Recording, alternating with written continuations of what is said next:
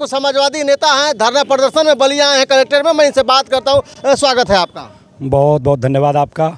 और इस बागी बलिया की धरती पे सबसे पहले मैं आपके चैनल के माध्यम से जो भी इस आंदोलन का मूर्त रूप दिए हैं पूरे जनपदवासी को बहुत बहुत धन्यवाद और आभार व्यक्त करता हूं। जी बिल्कुल, ये धरना प्रदर्शन आप लोगों का है, विशाल धरना प्रदर्शन। तमाम जो है नेता यहाँ जिले के कोने कोने से आए हैं, अदर जिले से भी लोग आए हैं। तो ये धरना प्रदर्शन का क्या मकसद है? देखिए, धरना प्रदर्शन का मुख्य मकसद ये है कि किस प्रकार से भारतीय जनता पार्टी की जो ये सरकार है वो किस प्रकार से समाज के अंदर बंदरबाट करके और सांप्रदायिकता फैलाने का काम कर रही है और जाति के आधार पर, धर्म के आधार पर उन्माद फैला करके और जाति और धर्म के आधार पर अपराध घोषित करने का काम कर रही है। इसके खिलाफ और किस प्रकार से छात्र नौजवानों का शोषण हो रहा है, इसके खिलाफ समाजवादी पलटन के लोगों ने समाजवादी आंदोलन के भविष्य माननीय अखिलेश यादव जी के आह्वान पे ये बताने का काम किया है, ये निर्देश करने का काम किया है कि एक बार 1857 की क्रांति बलिया से निकली और वो क्रांति इतना बड़ा रूप लिया कि देश से अंग्रेजों को भगाने का काम किया।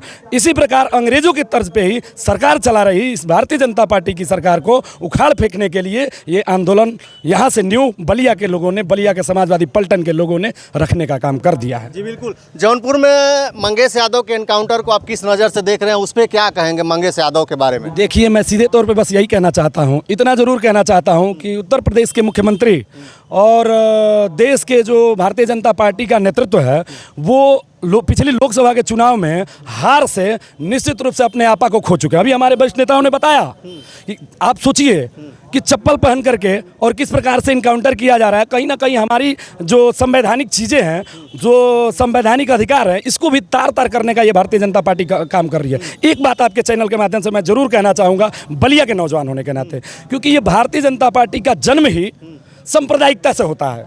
ये गोडसे को मानने वाले लोग हैं और ये लोग कैसे सांप्रदायिकता फैले, कैसे हम कुर्सी पे काबिज रहें, कैसे एक दूसरे को धर्म के नाम पर बांट करके और धर्म के नाम पे प्रताड़ित करके और कैसे बांट करके और हम कुर्सी पे काबिज रहें, बस इनको ये मतलब है। लेकिन ये समझ चुके हैं। आप सुनिए मुख्यमंत्री जी की भाषा, सुनिए।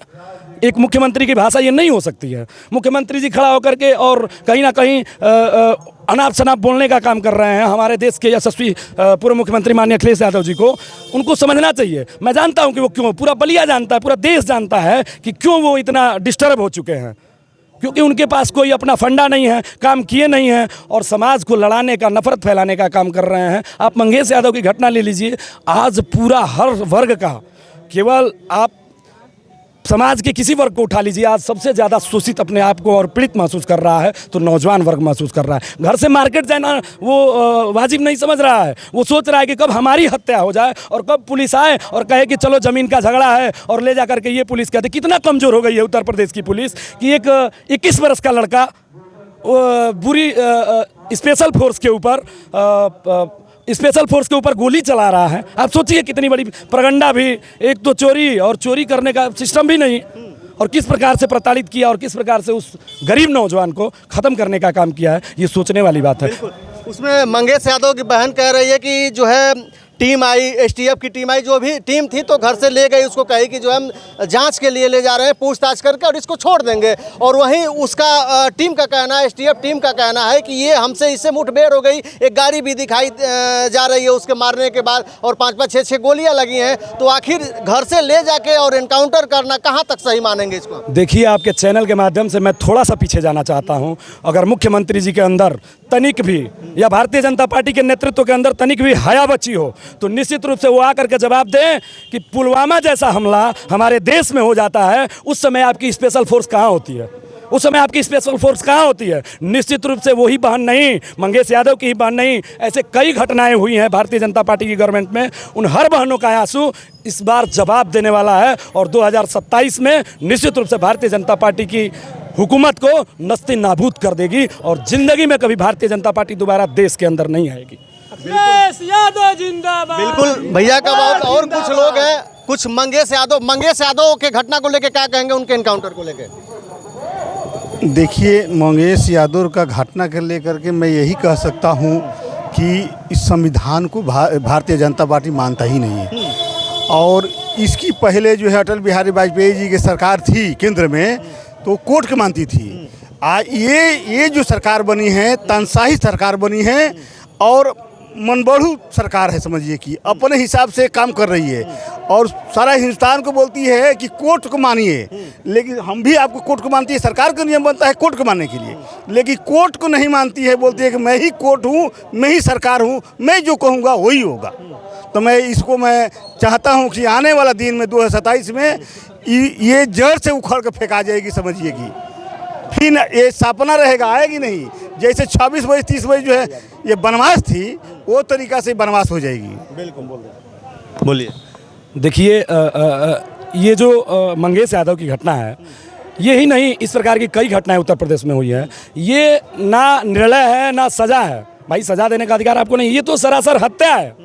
और हत्या का नहीं कहा जाता है कि हाय, वो तो ठीक है, हमारी सरकार जो आएगी, हमारे माननीय अखिलेश यादव जी ने, हमारे नेता ने कहा कि ये बुलडोजर की नीति बंद नहीं होगी, तो हमारा सरकार बनेगा तो बुलडोजर गोरखपुर से शुरू होगा।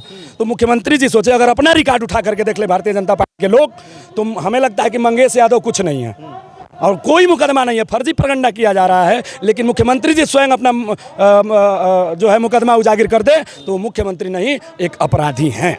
जी मुख्यमंत्री जी कहते हैं बीजेपी की सरकार करती है कि बीजेपी की जब से सरकार आई एक एक जो है गुंडा माफियाओं को जो है भूमिगत कर दिया गया और कहे हुए थे कि प्रदेश छोड़ के भाग जाएंगे या देश छोड़ के भाग जाएंगे। तो क्या कहेंगे, इस समय उनके सरकार में ऐसा कुछ घटनाएं जो है बंद हो गई हैं पूर्ण रूप से या हो रही हैं? मैं तो कहता हूं कि सरकारी जो आंकड़ा है वो आंकड़ा उठा करके देख लीजिए कि 2017 से पहले क्या स्थिति थी और 2017 के बाद क्या स्थिति है। मुख्यमंत्री जी निश्चित रूप से अगर ये चाहते हैं तो मैं बलिया का नौजवान होने के नाते, जनेश्वर जी और वीरलोरिक्स की धरती के होने के नाते मैं ये खुला कहता हूँ कि आप अपना मूल्यांकन स्वयं कर लें और तनिक भी जमीन आपकी बची होगी तो उत्तर प्रदेश से मुख्यमंत्री पद से इस्तीफा दे दें।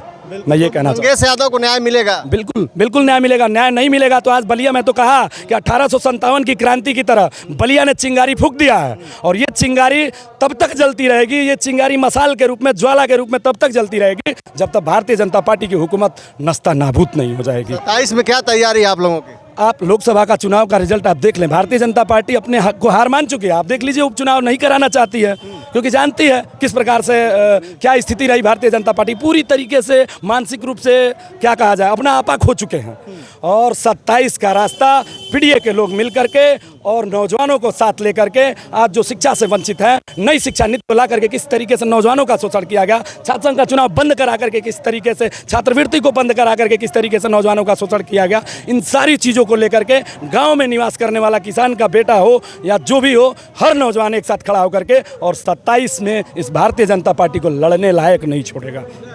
अखिलेश यादव जिंदाबाद, जिंदाबाद। बहुत बहुत धन्यवाद। आज जो है बलिया में विशाल धरना प्रदर्शन समाजवादी पार्टी के द्वारा किया गया था। बाकी आपकी क्या राय धरना प्रदर्शन को लेकर और मंगेश यादव एनकाउंटर को लेकर, आपका क्या विचार है? आप कमेंट में अपनी प्रतिक्रिया जरूर दर्ज करिएगा। अभी तक वीडियो में बने रहने के लिए आपको बहुत बहुत धन्यवाद। नमस्कार।